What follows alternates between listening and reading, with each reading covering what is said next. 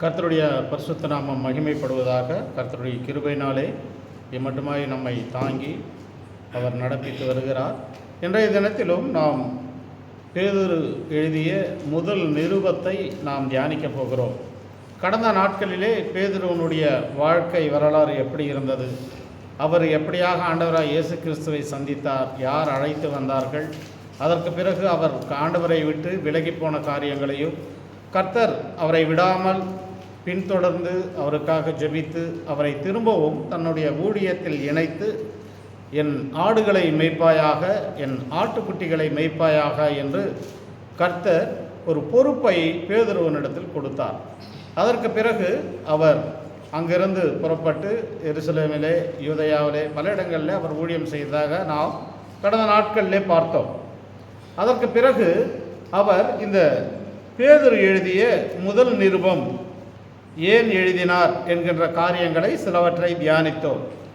ரோம சக்கரவர்த்தியாக இருந்த நீரோ மன்னன் அந்த ரோம் நகரை எரித்து, அந்த எரிக்கப்பட்ட பட்டணத்திலே அவன் எரிந்து போகிற நகரத்தை பார்த்து பிகில் ஊதி கொண்டிருக்கிறான் என்று சில வேத ஆராய்ச்சியாளர்கள் சொல்லிக் கொண்டிருந்தார்கள். அதற்கு பிறகு வரக்கூடிய பிரச்சனைகளிலிருந்து இது நீரோ மன்னரால் எரிக்கப்பட்டது என்று தெரிந்தால் தனக்கு விபரீத விளைவுகளை சந்திக்க வேண்டிய வரும் என்பதற்காக அவன் கிறிஸ்தவர்கள் இதை செய்தார்கள் என்று அவர்கள் மேல் இந்த பழியை சுமத்தினான். பழியை சுமத்தினதினாலே அவர்கள் அங்கிருந்து பல இடங்களுக்கு கிறிஸ்தவர்கள் சிதறிப்போனார்கள் என்று பார்க்கிறோம். பேதுரு எழுதிய முதல் நிருபத்தை இன்றைய தினத்திலே முதல் 2 வசனங்களை நாம் தியானிக்கப் போகிறோம். இயேசு கிறிஸ்துவின் அப்போஸ்தலனாகிய பேதுரு பொந்து, கலாத்தியா, கப்பதோக்கியா, ஆசியா, பித்தினியா தேசங்களில் சிதறி இருக்கிறவர்களில் என்று வாசிக்கிறோம். சிதறி இருக்கிறவர்கள் என்றால் நீரோ மன்னன் அல்லது செய்த காரியத்திற்காக ரோமர் எல்லோருமே மிக கோபம் கொண்டு கிறிஸ்தவர்களை கொலை செய்யவும் துன்புறுத்தவும் ஆரம்பித்து விட்டார்கள். அதனால் அங்கு இருக்கக்கூடியவர்களெல்லாம் சிதறிப்போய் பல இடங்களிலே அவர்கள் இரகசியமாக கூடி தேவனை ஆராதித்தார்கள். அவர்களுக்கு எழுதப்பட்ட ஒரு நிருபம்தான் இன்று 1 பேதுரு என்று பார்க்கிறோம். இந்த பேதுரு சபைக்கு எழுதிய நிருபம். இது தனிப்பட்ட ஜனங்களுக்கல்ல, அங்கங்கே கூடி வருகிற சபைகளுக்கு எழுதிய நிருபம். 1 பேதுரு 5ஆம் அதிகாரம் 1 வசனத்தை நாம் பார்ப்போம் என்றால் அங்கே அவர் ஒரு காரியத்தை சொல்லுகிறார். உங்களில் உள்ள மூப்பருக்கு உடன் மூப்பனும், கிறிஸ்துவின் பாடுகளுக்கு சாட்சியும், இனி வெளிப்படும் மகிமைக்கு பங்காளியுமாயிருக்கிற நான் புத்தி சொல்லுகிறது என்னவென்றால், சபைக்கு எழுதுகிறார். சபையில் உள்ள கிறிஸ்தவர்களுக்கு எழுதுகிறார். ஏதோ அவர் யூதர்களுக்கு மட்டும் எழுதவில்லை. யாரெல்லாம் ஆண்டவராக இயேசு கிறிஸ்துவை ஏற்றுக்கொண்டார்களோ அவர்கள் இப்பொழுது துன்பப்படுகிறார்கள், பலவிதமான பாடுகளின் ஊடாக போகிறார்கள்.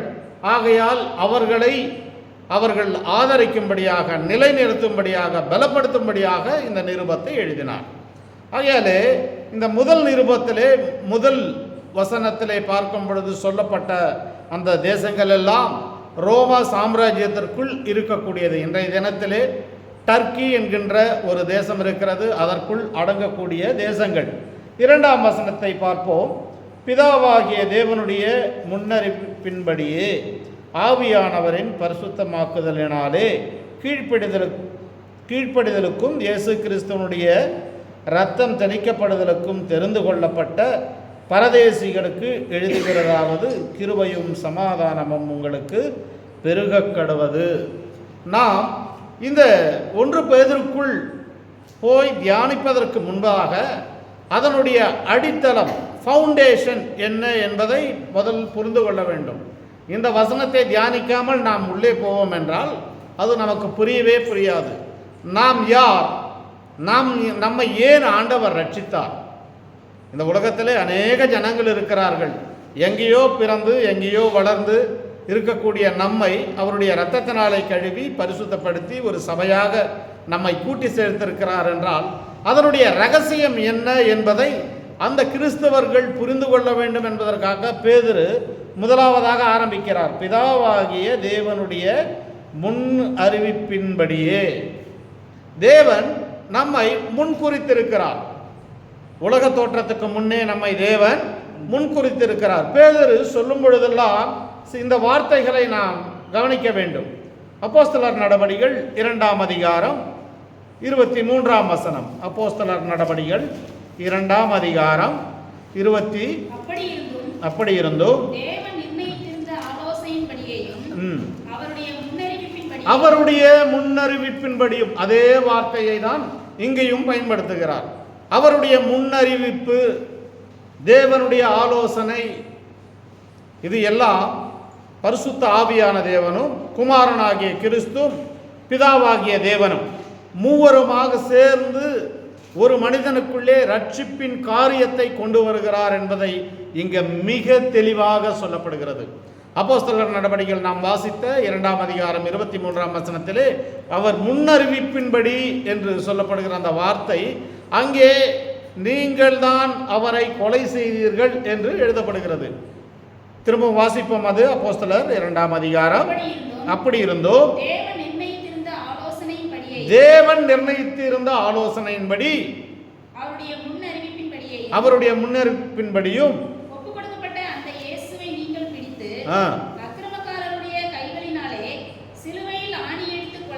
நீங்கள் தான் அவரை சிலுவையிலே ஆணியடித்தீர்கள்.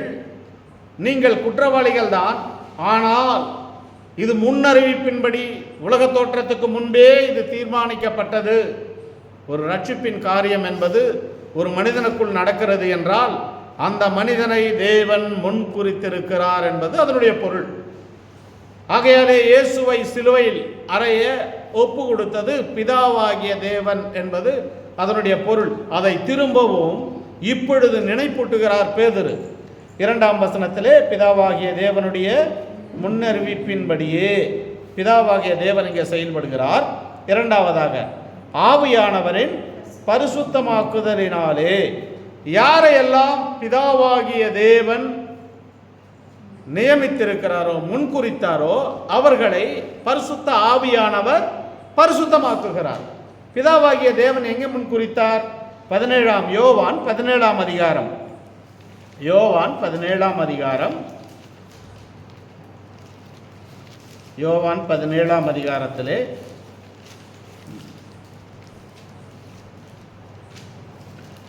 7ஆம் வசனம் நினைக்கிறேன். 7ஆம் வசனம். இப்பொழுது அறிந்திருக்கிறார்கள்.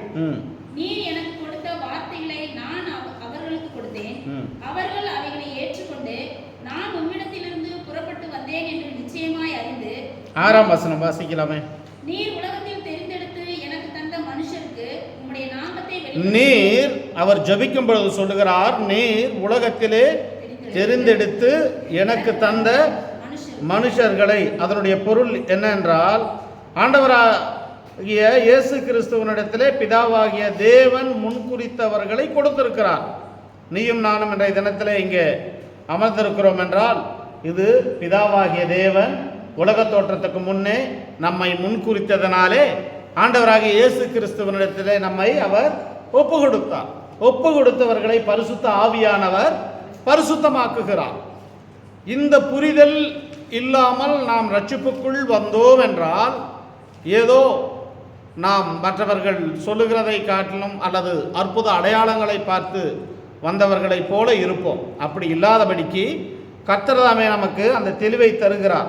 6ஆம் அதிகாரம், யோவான் 6ஆம் அதிகாரம் 37ஆம் வசனம். யோவான் 6ஆம் அதிகாரம் 37.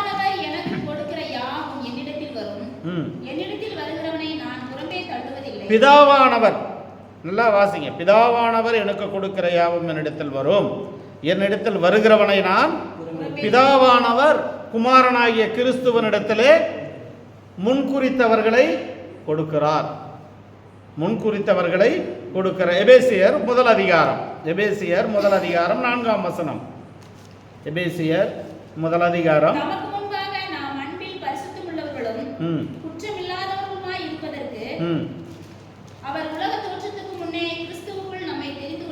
அவர் என்றால் பிதாவாகிய தேவன் கிறிஸ்துவுக்குள்ளே உலக தோற்றத்துக்கு முன்னே நம்மை தெரிந்து கொண்டார். பிதாவாகிய தேவன் யாரையெல்லாம் முன்குறித்தாரோ, இன்றைய தினத்திலே கூடியிருக்கக்கூடிய நம்ம எல்லாம் அவர் முன்குறித்ததினாலே அவர் குமாரனாகிய கிறிஸ்துவனிடத்திலே நம்மை ஒப்பு கொடுத்தார். இப்போ 1 பேதுரு 1ஆம் அதிகாரம் 2ஆம் வசனம். 1 பேதுரு பிதாவாகிய தேவனுடைய முன்னறிவிப்பின்படியே ஆவியானவரின் பரிசுத்தமாக்குதலினால், ஆவியானவர்களுடைய பரிசுத்தமாக்குதல், முன்குறித்தவர்களை பிதாவாகிய தேவன் முன்குறித்தவர்களை பரிசுத்த ஆவியானவர் பரிசுத்தமாக்குகிறார். பரிசுத்த ஆவியானவர் எப்பொழுதும் செயல்பட்டு கொண்டு இருக்கிறார். ரட்சிப்பு தனிப்பட்ட முறையிலே ஒருவரால் வந்ததல்ல. இது ட்ரினிட்டி காட், அதாவது திருத்துவத்திலே இது ரட்சிப்பு இருக்கிறது. நீயும் நானும் ரட்சிக்கப்படும் பொழுது பிதாவாகிய தேவன் முன்குறித்தவர்களை ஆவியானவர் பரிசுத்தமாக்குகிறார். 3ஆவதாக கீழ்ப்படிதலுக்கும் இயேசு கிறிஸ்துவ ரத்தம், அதாவது இங்கே நீங்கள் ஆங்கில வேதாகம் அல்லது மூல பாஷையில் வாசித்தால் இயேசு கிறிஸ்துவுக்கு யார் கீழ்ப்படுகிறாங்களோ, இயேசு கிறிஸ்துவுக்கு யார் கீழ்ப்படுகிறாங்களோ, கீழ்ப்படிதலுக்கு இல்லையா, அவர்கள் மேல் என்ன பண்ணப்படுது? ரத்தம் தெளிக்கப்படுகிறது. கீழ்ப்படியாமல் ரத்தம் தெளிக்கப்படாது. யாரெல்லாம் பிதாவாகிய தேவன் முன்குறிக்கிறார், பரிசுத்த ஆவியானவர் பரிசுத்தமாக்குகிறார், ஆண்டவராக இயேசு கிறிஸ்துவுக்கு யாரெல்லாம் கீழ்ப்படுகிறார்களோ அவர்கள் மேல் ரத்தம் தெளிக்கப்படுகிறது.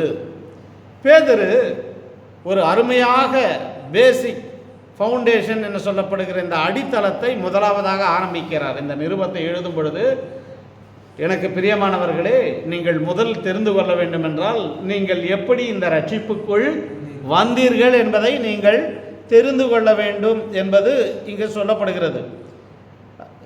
அப்புறம் அதுக்கு அடுத்த கூடுதலாக நாம் பரதேசிகள், யாருக்கு எழுதினது? தெரிந்து கொள்ளப்பட்ட பரதேசிகளுக்கும். யார் பரதேசி? யார் பரதேசி? இது என்னுடைய நாடல்ல, நான் வேறொரு நாட்டில் இருந்தேன். ஆனால் அந்த நாட்டிலிருந்து நான் இந்த நாட்டிற்கு வந்ததனாலே இந்த நாட்டிலே நான் பரதேசியாக இருக்கிறேன்.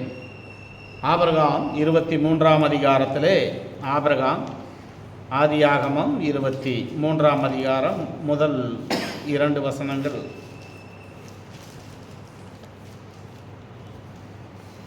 சாராள் 127 வருஷம் உயிரோடு இருந்தால், இவ்வளவே அவள் சாராளுடைய வயது.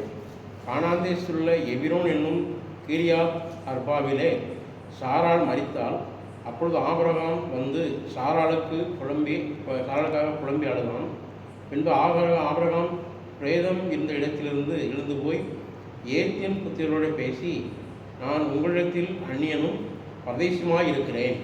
என்னிடத்தில் இருக்கிற இந்த பிரேதம் என் கண்ணும் இராதபடிக்கு நான் அதை அடக்கம் பண்ணுவதற்கு உங்களிடத்தில் எனக்கு சொந்தமாக ஒரு கல்லறை பூமியை தர வேண்டும் என்போம். சர்வ வல்லமையுள்ள தேவன் ஆபிரகாமுக்கு தரிசனமாகி, நான் காண்பிக்கிற தேசத்திற்கு நீ போக வேண்டும் என்று சொன்னார். அப்பொழுது பாலும் தேனும் ஓடக்கூடிய கானான் தேசத்திற்கு அல்லது பாலஸ்தீனா தேசத்திற்கு ஆபிரகாம் வரவழைக்கப்பட்டார். ஆனால் ஆபிரகாம் அங்கே பயன்படுத்துகிற வார்த்தை பார்த்தால், நான் உங்கள் மத்தியிலே பரதேசியாயிருக்கிறேன். ஆபிரகாம் ஒரு ஐஸ்வர்யமான மனிதன். அவர் மெசபடோமியாவில் இருந்து என்கின்ற அந்த தேசத்திலிருந்து அவர் ஆண்டவருடைய அழைப்பின்படி கானான் தேசத்திற்கு வந்தார். அப்போ ஆண்டவர் சொல்கிறாரு, உன்னுடைய சந்ததியை நான் மணல் துளிகளைப் போலவும் வானத்து நட்சத்திரங்களைப் போலவும் நான் ஆசீர்வதிப்பேன், இந்த இடமெல்லாம் இந்த பூமியெல்லாம் உனக்கு சுதந்திரமாக கொடுப்பேன் என்று கர்த்தர் சொன்னார். சொன்ன இடத்திலே அவர் தங்கினார். தங்கினவர் என்ன செய்திருக்க வேண்டும்? இது என்னுடைய இடம், எனக்காக கொடுக்கப்பட்டது. அந்த இடத்துல ஒரு பெரிய மாளிகை கட்டி அதில் வாழ்ந்து கொண்டு இது எல்லாம் என்னுடைய இடம் என்று அவர் உரிமை பாராட்டியிருக்க வேண்டும். ஆனால் அப்படி செய்யாமல் அவர் சம்பாதித்தது, அதாவது அவர் கிரயமாய் வாங்கினது ஒன்றே ஒன்றுதான், தன்னுடைய மனைவியை அடக்கம் பண்ண கல்லறை தோட்டத்தை மட்டும்தான் அவர் வாங்குகிறார். அவர் ஆனால் அவ்வளவு ஐஸ்வர்யமுள்ள மனிதன். வெள்ளி பொன்னும் கழுதைகளும் குதிரைகளும் வேலையாட்களும் இருக்கக்கூடிய ஐஸ்வர்யமான மனிதன். வேற எதையும் அவர் வாங்கவே இல்லை. அவர் ஒன்றுதான் வாங்குகிறார். கல்லறை தோட்டத்திற்கு இடம் வாங்குகிறார்.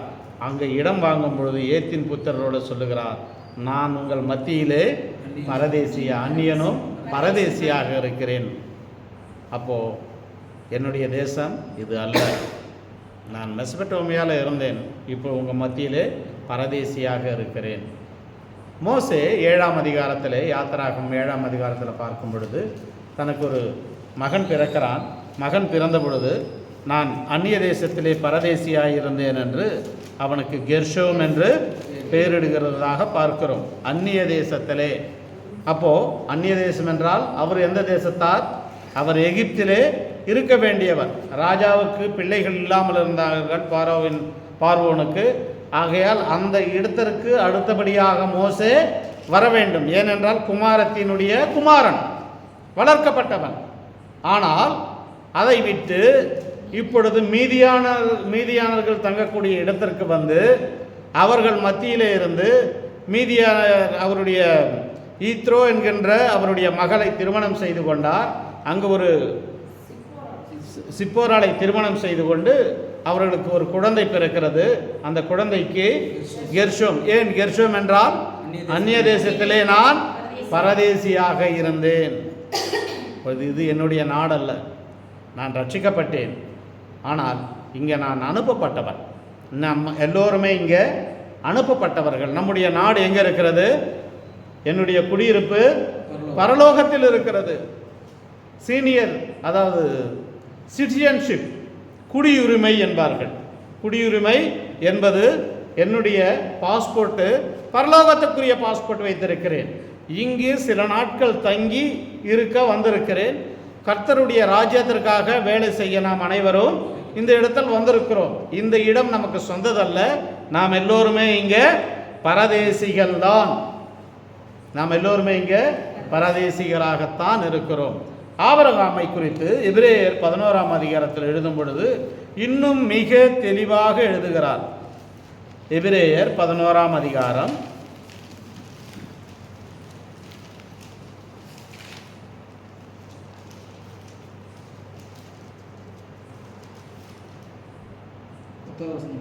9லேருந்து 8லேருந்து வாசிங்க. விசுவாசத்தினாலே ஆபிரகாம் தான் சுதந்திரமாக பெறப்போகிற இடத்திற்கு போகும்படி அழைக்கப்பட்டபோது கீழ்ப்படிந்து தான் போகும் இடம் இன்னதென்று அறியாமல் புறப்பட்டு போனான். விசுவாசத்தினாலே அவன் வாக்குத்தத்தம் பண்ணப்பட்ட தேசத்திலே பரதேசியை போல சஞ்சரித்து. போதும். வாக்குத்தத்தம் பண்ணப்பட்ட தேசத்திலே பரதேசியை போல சஞ்சரித்து ஆண்டவர் அந்த தேசத்தை ஆபிரகாமுக்கும் அவருடைய சந்ததிக்கும் கொடுத்தார். அப்பொழுது இது ஆபிரகாமுடைய தேசம் என்று சொல்லப்பட வேண்டும்.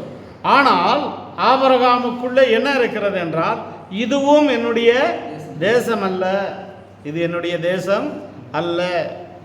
விசுவாசத்தினாலே அவன் வாக்குத்தத்தம் பண்ணப்பட்ட தேசத்திலே பரதேசியை போல சஞ்சரித்து அந்த வாக்குத்தத்தத்திற்கு உடன் சுதந்திரராகிய ஈசாக்கோடும் யாக்கோபோடும் கூடாரங்களிலே குடியிருந்தான். ஏனெனில், அங்கே சொல்கிறாரு, ஏனெனில் எதுக்காக அவர் கூடாரத்தில் தங்கணும்? இந்த தேசம் அவர் கொடுக்கப்பட்டது தானே. அப்படி இருந்தும் அவர் சொல்லுகிறார், இங்கே நான் பரதேசியாக ஏன் தங்கினேன் என்றால், ஏனெனில். அடுத்தது, கட்டி உண்டாக்கின அஸ்திபாரங்களுக்குள்ள நகரத்துக்கு அவன் காத்திருந்தான். போதும். தேவன் தாமே கட்டி உண்டாக்கின அஸ்திபாரங்கள் உள்ள நகரத்துக்காக அவனுக்கு தெரியும், இது என்னுடைய தேசம் அல்ல, கர்த்தரால் எனக்கு கொடுக்கப்பட்டது தான். ஆனாலும் நான் இந்த தேசத்துக்குரியவன் அல்ல. என்னுடைய பாஸ்போர்ட், என்னுடைய குடியுரிமை பரலோகத்தில் இருக்கிறது. அங்கே தேவன் எனக்காக ஒரு நகரத்தை கட்டி கொண்டிருக்கிறார். ஆகையால் நான் இங்கே பரதேசியாக இருக்கிறேன். இது எனக்கு சொந்தமானது அல்ல. கிறிஸ்தவர்களாகிய சிதறடிக்கப்பட்ட இந்த ஜனங்களுக்கு பேதுரு எழுதும்போது சொல்லுகிறார், பிதாவாகிய தேவனாலே நீங்கள் தெரிந்து கொள்ளப்பட்டீர்கள், ஆவியினாலே பரிசுத்தமாக்கப்பட்டீர்கள், குமாரனுக்கு கீழ்ப்படுகிறவர்களால் அவர் இரத்தத்தை தெளித்த பரதேசிகராய் நீங்கள் இருக்கிறீர்கள். நீங்கள் பரதேசிகராக இருக்கிறீர்கள் என்பதை இந்த இடத்தில் மிக தெளிவாக சொல்லுகிறார். அதற்கு பிறகு 1 பேதுரு 1ஆம் அதிகாரம் 2ஆம் வசனம். பிதாவாகிய தேவனுடைய முன்னறிவிப்பின்படியே ஆவியானவரின் பரிசுத்தமாக்குதலினாலே கீழ்ப்படிதலுக்கும் இயேசு கிறிஸ்துவுடைய ரத்தம் தெளிக்கப்படுதலுக்கும் தெரிந்து கொள்ளப்பட்ட பரதேசியனுக்கு எழுதுகிறதாவது கிருபையும் சமாதானமும் உங்களுக்கு பெருக கடவது. இங்கே 2 காரியங்களை நாம் கண்காணிக்க வேண்டும். தெரிந்து கொள்ளப்பட்ட பரதேசிகளுக்கு, தெரிந்து கொள்ளப்பட்ட, இங்கே 2 காரியங்கள் இருக்கிறது. ஒன்று, இந்த உலகத்திற்கு நான் என்னவாய் இருக்கிறேன், இந்த உலகத்திற்கும் எனக்கு என்ன சம்பந்தம், தேவனுக்கும் எனக்கும் என்ன சம்பந்தம் என்பதை மிக தெளிவாக எழுதப்படுகிறது. தெரிந்து கொள்ளப்பட்ட என்றால் தேவனுக்கு நான் குமாரன், நான் தேவனுடைய குமாரனாக இருக்கிறேன், எனக்காக அங்கே அவர் ஒரு நகரத்தை கட்டி கொண்டிருக்கிறார். எனக்கும் தேவனுக்கும் உள்ள சம்பந்தம் என்ன, உலகத்திற்கும் எனக்கும் உள்ள சம்பந்தம் என்ன. உலகத்திற்கும் எனக்கும் என்ன சம்பந்தம் என்றால், உலகத்திற்கு நான் பரதேசி, ஆனால் தேவனுக்கு நான் தெரிந்து கொள்ளப்பட்ட நபர், தெரிந்து கொள்ளப்பட்ட குமாரன்.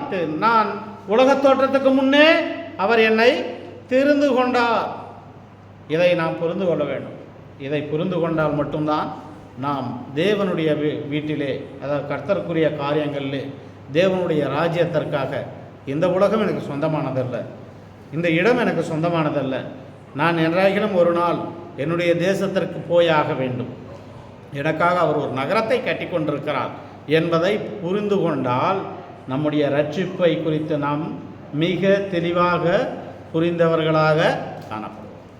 இல்லை என்றால் இந்த உலகத்திற்குரிய, இந்த இம்மைக்குரிய இந்த சொத்துக்களுக்காகவோ அல்லது இடங்களுக்காகவோ ஐஸ்வர்யத்துக்காகவோ நாம் ஆசைப்பட மாட்டோம்.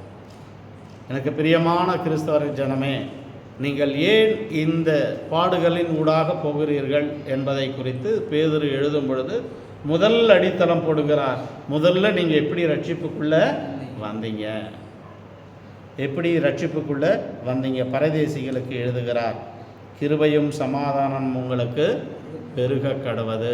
கர்த்தர் கிருபையுள்ளவர், அவர் சமாதானத்துக்குரியவர், ஆகையால் பெருக கடவது என்று சொல்லி 3ஆம் வசனத்திலே தேவனை அவர் ஆராதிக்கிறார், கர்த்தரை துதிக்கிறார். 3ஆம் வசனத்தில் நம்முடைய கர்த்தராகிய இயேசு கிறிஸ்துவின் பிதாவாகிய தேவனுக்கு ஸ்தோத்திரம் உண்டாவதாக. பிதாவாகிய தேவனை ஸ்தோத்திரிக்கிறார், ஆண்டவராக இயேசு கிறிஸ்துவின் மூலமாக ஸ்தோத்திரிக்கிறார். ஏன் ஆண்டவராக இயேசு கிறிஸ்துவின் மூலமாக அவர் பிதாவாகிய தேவனை ஸ்தோத்திரிக்க வேண்டும் என்றால், யோவான் 14ஆம் அதிகாரம் 14ஆம் வசனத்தில் சொல்லுகிறார், என் நாமத்திலே, வாசிக்கிறீங்களா? யோவான் 14:14, நீங்கள் ஆராதனையாயிருந்தாலும் ஜபமாயிருந்தாலும் எதை ஏறெடுத்தாலும் பிதாவாகிய தேவனுக்கு ஏறெடுக்கும் பொழுது ஆண்டவராக இயேசு கிறிஸ்துவின் மூலமாக நாம் ஏறெடுக்கணும். என் நாமத்தினாலே நீங்கள் எதை கேட்டாலும், நீங்கள் ஜெபித்தாலும் சரி அல்லது கர்த்தரை ஆராதித்தால், அதனால தான் நாம் ஆராதிக்கும் பொழுதும் ஆண்டவராக இயேசு கிறிஸ்துவின் மூலமாய் இந்த ஆராதனை ஏற்றுக்கொள்ளும் பிதாவே என்று நாம் ஜெபிக்கிறோம். ஆரம்பிக்கும்போது, அன்புள்ள ஆண்டவரே, நம்முடைய குமாரனாக இயேசு கிறிஸ்துவின் மூலமாக இந்த ஜெபத்தை நான் ஆரம்பிக்கிறேன். முடிக்கும் பொழுது ஆண்டவராக இயேசு கிறிஸ்துவின் மூலமாக நான் இதை முடிக்கிறேன். ஏனென்றால் அவர் நானே வழியும் சத்தியமும் ஜீவனும் என்றார். அதனால் இந்த 3ஐயும் திருத்துவமுள்ள தேவனை நாம் புரிந்து கொள்ள வேண்டும். இந்த மூவரும் சேர்ந்து செயல்படுகிறார்கள். ஒரு மனிதனை ரட்சிப்புக்குள் கொண்டு வருவதற்கு இந்த மூவரும் பாடுபடுகிறார்கள். இதை தான் பேதுரு 2ஆம் அதிகாரம் 23ஆம் வசனம் அப்போஸ்தலர்கள் சொல்லும் பொழுது இது முன்குறிக்கப்பட்டது, இது முன்குறிக்கப்பட்டது இல்லையா? இது முன்னறிவிப்பின்படியே நடந்தது. இயேசுவானவர் இந்த உலகத்திற்கு வர வேண்டும், அவர் ஜனங்களிடத்தில் ஒப்பு கொடுக்கப்பட வேண்டும், அவர் அவரை சிலுவையிலே அறைந்து கொலை செய்ய வேண்டும் என்பதை தேவனால் முன்குறிக்கப்பட்டது. எப்பொழுது அவர் சிலுவையிலே மரித்து ரத்தம் சிந்தினாரோ, எல்லா வேதங்களும் சொல்லுகிறது, ரத்தம் சிந்துதல் இல்லாமல் பாவ மன்னிப்பு இல்லை. ஆகையாலே பரிசுத்தமான ரத்தம் சிந்தப்பட வேண்டும். ஒரே பலியாக கல்வாரி சிலுவையிலே அவர் நம்முடைய பாவங்களுக்காக மரித்தார் என்பதை நாம் புரிந்து கொள்ள வேண்டும். இந்த 1 பேதுரு எழுதிய நிருபத்திற்குள் நாம் அடுத்தபடியாக வசனங்கள் தியானிக்க போவதற்கு முன்பதாக இன்றைய தினத்திலே அவர் எழுதும் பொழுது என்ன அடித்தளம், நீங்கள் எந்த விதமான ரட்சிப்புக்குள் வந்திருக்கிறீர்கள், உங்களுக்காக பிதாவாகிய தேவனும் குமாரனாகிய கிறிஸ்துவும் பரிசுத்த ஆவியானவரும் எப்படி செயல்பட்டார், நீங்கள் இந்த உலகத்தில் என்னவாய் இருக்கிறீர்கள், தேவனுக்கு என்னவாய் இருக்கிறீர்கள், உலகத்திற்கு நான் பரதேசியாக இருக்கிறேன், பிதாவாகிய தேவனுக்கு பரலோகத்தின் தேவனு என்னை தெரிந்து கொண்டதனாலே நான் அவருக்கு குமாரனாக இருக்கிறேன், என்னை குமாரனாக மாற்றுவதற்கு அவர் தன்னுடைய குமாரனையே இந்த உலகத்தில் சிலுவையிலே ஒப்பு கொடுத்தார். அவருடைய இரத்தத்தினாலே என்னுடைய பாவங்கள் கழுவப்பட்டது. அதற்கு பிறகு பரிசுத்த ஆவியானவர் என்னை பரிசுத்தப்படுத்துகிறார். பரிசுத்தமாக்குதல் என்பது பொருள் செப்பரேஷன், பிரித்தெடுக்கப்பட்ட வாழ்க்கை. நாம் இந்த உலகத்திற்குரியவர்கள் அல்ல, நான் பிரிந்து வாழ வேண்டும். இந்த உலகத்தினுடைய கலாச்சாரமாக இருக்கலாம் அல்லது மற்ற காரியங்களாக இருக்கலாம், இதில் நான் கலந்து கொள்ள மாட்டேன். நான் பிரித்தெடுக்கப்பட்டு வாழ வேண்டியவன். என்னுடைய தேசம் பரலோகத்தில் இருக்கிறது, என்னுடைய பிதா அங்கே இருக்கிறார், என்னை அங்கே கொண்டு போவதற்காக அங்கே ஒரு நகரத்தை, இதை தெரியாமல் நாம் அநேக பேர் இன்னும் ஏதோ அற்புதங்கள் அடையாளங்கள் மூலமாக தேவனிடத்தில் வந்தோம். தேவனை நாம் தேடினதாக நாம் நினைக்கிறோம், தேவனை நாம் தேடவில்லை. ஆண்டவர் இயேசு கிறிஸ்து சொல்லும் பொழுது, நீங்கள் என்னை தெரிந்து கொள்ளவில்லை, நான் உங்களை தெரிந்து கொண்டேன். அப்போது ஆண்டவராக நம்மை தெரிந்து கொண்டார். திரும்பவும் சொல்கிறேன், புரிஞ்சுக்கிங்க. பிதாவாகிய தேவன் முன்குறித்து நம்மை எடுத்து குமாரனாகிய கிறிஸ்துவனிடத்தில் கொடுத்தார். அவர் இரத்தத்தை தெளித்து நம்முடைய பாவங்களை கழுவினார். பரிசுத்த ஆவியானவர் நம்மை பரிசுத்தப்படுத்துகிறார். பரிசுத்தப்படுத்தி இந்த உலகத்தில் வைத்து, நீங்கள் இந்த உலகத்தில் பாடுகளும் கஷ்டங்களும் கண்ணீர்களும் இருக்க தான் செய்யும் இல்லையா? 6:33 யோவானில் சொல்கிறாரு. யோவான் 6ஆம் அதிகாரம், நான் இந்த உலகத்தை ஜெயித்திருக்கிறேன், திடன் கொள்ளுங்கள், திடன் கொள்ளுங்கள், நான் உலகத்தை, உலகத்திலே உபத்திரவம் உண்டு, இந்த உலகத்தில் உங்களுக்கு உபத்திரம் உண்டு, ஆகையால் திடன் கொள்ளுங்கள், நான் உலகத்தை ஜெயித்திருக்கிறேன். அப்போது கிறிஸ்துவ வாழ்க்கை என்பது உபத்திரத்தினூடாக, பாடுகளின் ஊடாக போகும் பொழுது நம்மை பரிசுத்தமாக்கி கொண்டே வருவார். ஒவ்வொரு படியாக நம்மை உயர்த்துவார். தேவன் தாமே இந்த வசனங்களை ஆசீர்வதிப்பாராக. நாம் கற்றுக்கொண்ட இந்த பாடங்களை நாம் எழுதி வீட்டிற்கு போன பிறகு திரும்பவும் நீங்கள் ஒரு தடவை இதை தியானித்து பார்த்து இதை நீங்கள் கற்றுக்கொள்கிறீர்கள் என்றால் இன்னும் அநேக ரகசியங்களை பரிசுத்த வேதாகமத்திலிருந்து கர்த்தர் நமக்கு எழுதி வைத்திருக்கிறார். கர்த்தர் தாமே இந்த வசனத்தை ஆசீர்வதிப்பாராக. ஆமென்.